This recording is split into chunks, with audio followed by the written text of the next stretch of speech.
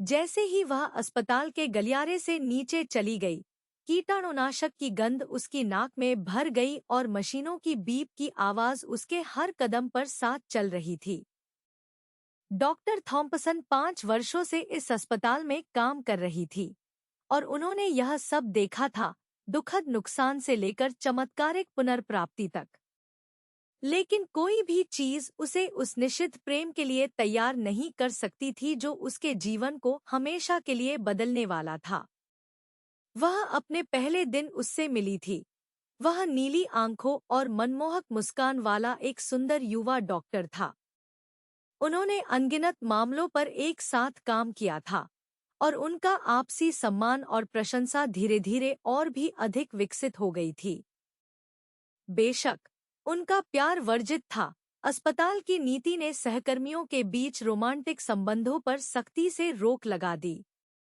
लेकिन जिस तरह से वे महसूस कर रहे थे, वे मदद नहीं कर सके और जब भी वे अकेले होते थे, तो वे खुद को नजरें चुराने और चुलबुले मजाक का आदान प्रदान करते हुए पाते थे। वे जोखिमों को जानते थे, लेकिन वे उन्हें लेने को तैयार थे, क्योंकि उनका प्यार मजबूत और सच्चा था। जैसे जैसे उन्होंने अपने गुप्त रिश्ते की चुनौतियों का सामना किया, उन्हें एक दूसरे की संगति में सांत्वना मिली और उनका प्यार बढ़ता गया। वे अक्सर चुपचाप अस्पताल की छत पर चले जाते थे, जहां वे शहर के क्षितिज को देखते थे और एक साथ भविष्य का सपना देखते थे। लेकिन भाग्य को कुछ और ही मंजूर था और उनके प्यार की परीक्षा तब हुई जब एक दुखद दुर्घटना ने सब कुछ बदल दिया। जब वह उसके बिस्तर के पास खड़ी थी, उसका हाथ पकड़कर उसके ठीक होने के लिए प्रार्थना कर रही थी, तो वह इस भावना को हिला नहीं सकी कि उनका प्यार शुरू से ही बर्बाद हो गया था।